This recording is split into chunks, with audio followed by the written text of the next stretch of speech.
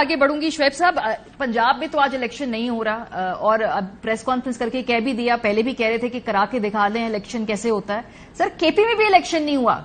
ये उधर की जो लीगल आप लोगों की स्ट्रेटजी थी पाकिस्तान तहरीक इंसाफ की, वो उतनी अग्रेसिव नहीं थी जितनी पंजाब के अंदर है। जो पूरा नैरेटिव भी इस वक्त हम देख रहे हैं वो बड़ा पंजाब सेंट्रिक है। खैबर पख्तूनख्वा के हवाले से गुफ्तगू जरूर करते हैं, होने चाहिए, लेकिन जो अग्रेसिवनेस हमने पंजाब में देखी वो खैबर पख्तूनख्वा में नहीं देखी। देखें मारिया, पहले तो मैं एक दो बातों का जवाब देके आपकी डायरेक्ट आपकी सवाल की तरफ मैं आता हूं।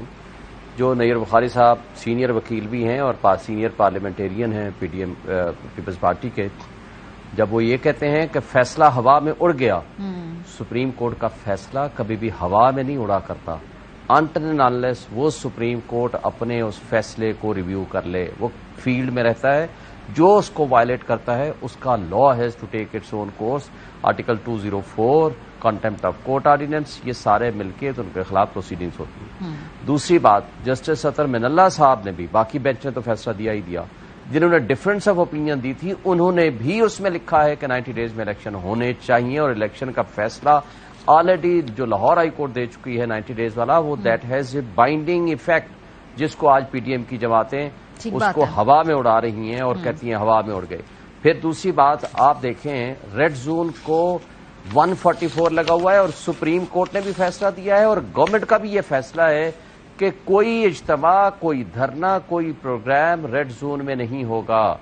उसके बावजूद पीडीएम के सरबराह के तौर पर, नॉट मौलाना फजल रहमान जमीयत उलमा इस्लाम के लीडर, पीडीएम के सरबराह के तौर पर वो कहते हैं हम धरना देंगे, वहां सुप्रीम कोर्ट में आएंगे और सुप्रीम कोर्ट के खिलाफ धरना देंगे। और उसके साथ साथ जो इस्तेमाल की अल्फाज जो आपने चला दिए हैं, उनके ये अल्फाज दहशत गर्दी के ज़मरे में आते हैं। अगर कोई इंडिपेंडेंट रियासती इदारा मौजूद है तो उनको चाहिए कि ये जस्टिस सिस्टम का दोहरा मेयार ये खत्म करें, कानून की हुक्मरानी सबके लिए होनी चाहिए।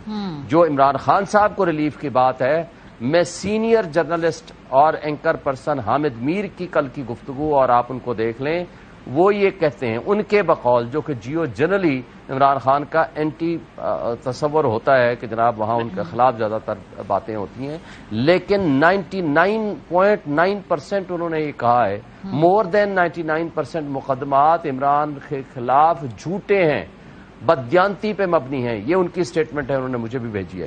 अब जो पाकिस्तान बार काउंसिल ने कहा है कि हमें ये मौलाना का ये इजहार जो है तशवीश है, हमें भाई उनको तशवीश नहीं मुजम्मत करनी चाहिए। सुप्रीम कोर्ट हम सब की आला तरीन अदालत है। शुएब साहब वो कह रहे हैं कि हम मुलाकातें भी करेंगे, हम कोशिश करेंगे ये पूरी सूरत हाल डीएस्केलेट। उनका पूरा बयान ये था, उन्होंने कहा कि हम एक्टिव होते हैं, हम बैठ के बात में कोई मसालियत कराने की कोशिश करें, जरूर करें, लेकिन उनको इस एक्ट की मुजम्मत करनी चाहिए जो अल्फाज इस्तेमाल किए हैं मौलाना फजल रहमान ने, और जिस अंदाज में सुप्रीम कोर्ट में चढ़ाई कर रहे हैं उनको इस अंदाज को मुजम्मत करनी चाहिए। और सुप्रीम कोर्ट बार ने यह फैसला किया है कि कल हम सुप्रीम कोर्ट में इकट्ठे होकर सॉलिडेरिटी शो करेंगे with the supreme court of Pakistan. Shoaib साहब, मुझे मेरा जो खतरा है कल कोई तसादम या कोई और गैर जरूरी नाखुशगवार वाकया तो नहीं होगा सर? मेरा सिर्फ ये खदशा है कि आप भी वहां पहुंचे हो और पता नहीं सब लोग वहां पहुंचे हो, खुदा ना खास्ता। जी देखिए, मेरा नहीं ख्याल कि ऐसा कोई नाखुशगवार वाकया होगा। ये प्रेशराइजिंग टैक्टिक्स पिछले 3 महीनों से पीडीएम की तमाम जमातें कर रही हैं। ये स्कैंडलाइज कर रही हैं जजेस को, पार्लियामान के अंदर सुप्रीम कोर्ट के कंडक्ट को डिस्कस कर रही हैं आर्टिकल 68 की वायलेशन में, और सुप्रीम कोर्ट के फैसलों को वो तज़हीक का निशाना बना रहे हैं। ये तो जाहिर नजर आ रहा है पिछले 3 महीने से जो कुछ ये कह रहे हैं, 3.5 महीने से कर रहे हैं, लेकिन अब बाकायदा फिजिकल चढ़ाई की ये कोशिश कर रहे हैं। लेकिन किसी को ये जुर्रत नहीं है सुप्रीम कोर्ट के ऊपर ये अटैक करें। ये सारे ड्रामे हैं, ये प्रेशराइजिंग टैक्टिक्स हैं। चले शुएब साहब, अब ये तो बात आपकी रजिस्टर होगी सर। मैंने खैबर पख्तूनख्वा वाला सवाल पूछा था कि पंजाब के अंदर जितनी ज्यादा हम पॉलिटिकल नैरेटिव जी अब पंजाब का मामला ये है कि पंजाब के गवर्नर ने असेंबली डिसॉल्व नहीं की, by A flux of time 48 hours में वो डिसॉल्व हो गई। इब्हाम ये आया कि क्या गवर्नर डेट देगा کیا الیکشن کمیشن ڈیٹ دے گا یا کیا پریزیڈنٹ آف پاکستان ڈیٹ دے گا. یہ this was with respect to the Punjab. جہاں تک تعلق ہے کے پی کے کا, اس کے آرٹیکل 105 بڑا کلیئر ہے کہ گورنر نے اسمبلی ڈیزالو کی تھی, governor is bound to give the date. اب یہاں کیا ہوا, جب یہ جوائنٹ ڈیسیژن آیا 1 مارچ کو, وہاں 2 پیراگراف کے پی کے کا متعلق آپ پڑھ لیں, اس کا پیرا 13 اور پیرا 14. پیرا 13 میں لکھا ہوا ہے کہ governor K P K has breach the constitutional obligation. Sir یہی میں کہہ رہی ہوں کہ آپ نے پھر قانونی کارروائی کیا کی سر, بیکاز آبویسلی عدالت نے سارا معاملہ آپ کو واپس پشاور ہائی کورٹ میں لے جانے کا کہہ دیا تھا. جی مجھے اگر 1 منٹ صرف دے دیں گے, میں آپ کو اس کا بیک گراؤنڈ بتا کے آگے آپ کو قانونی کارروائی کی بات کر دیتا ہوں. 1 منٹ کے اندر واضح کرتا ہوں. اور پنجاب کے متعلق انہوں نے کہا کہ یہ president of Pakistan with the consultation of election commission date دے دے. الیکشن کمیشن نے کنسلٹ کر کے یہ کہہ دیا کہ ہم الیکشن کرانے کو تیار ہیں 30 اپریل سے 7 مئی کے درمیان. پریزیڈنٹ نے وہ ڈیٹ دے دی. جب پریزیڈنٹ نے ڈیٹ دے دی, وہ 30 اپریل کو ڈیٹ فکس تھی. خواہش پی ڈی ایم کی خواہش تھی کہ یہ الیکشن نہ ہو, پارلیمان نے خواہش کا اظہار کیا. سر وہ میں اگریمنٹ, سر میرا سوال پھر بھی وہی ہے کہ یہ باتیں سب میں اسی پہ آ رہا ہوں نا, اسی پہ میں آپ کو لیگل اس کی بات اور بتا رہا ہوں کہ کیسے یہ ایونٹس کیسے آئے.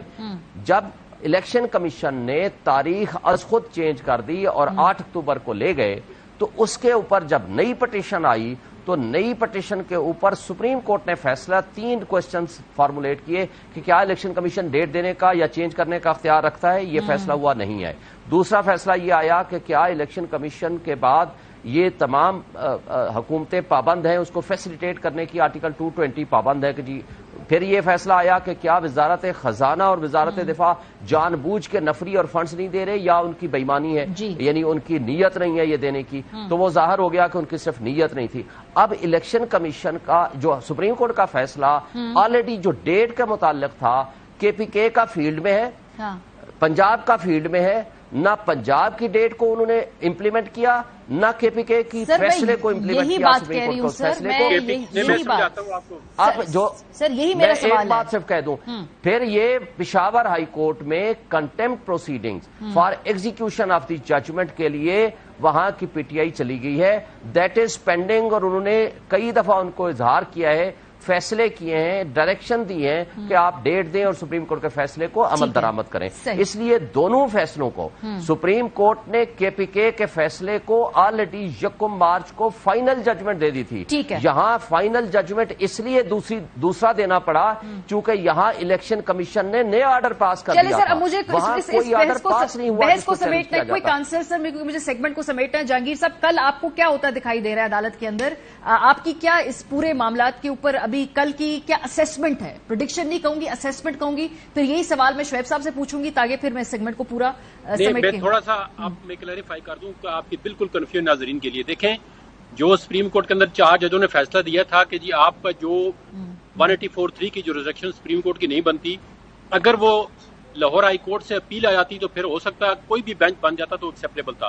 اب اس ویو کو سپریم کورٹ نے خود انڈورس کیا کہ جب پشاور کے کیس آیا سپریم کورٹ کے پاس, انہوں نے آبجیکشن لگائے کہ آپ دوبارہ پشاور ہائی کورٹ میں واپس چلے جائیں. ابھی پھر دوبارہ وہاں پہ پٹیشن پڑھنے رہے. سر دیکھیں, موٹی صاحب, یہ جدون صاحب کے جتنے بھی آپ ادھر ادھر گھما لے معاملات, الیکشن نہیں کروانے تھے, نہیں کروائے. آپ قانونی الجھنوں میں جتنا بھی کر لیں, جہاں پہ ہائی کورٹ کے پاس معاملہ گیا بھی, وہاں پہ کیا ہو رہا ہے سر؟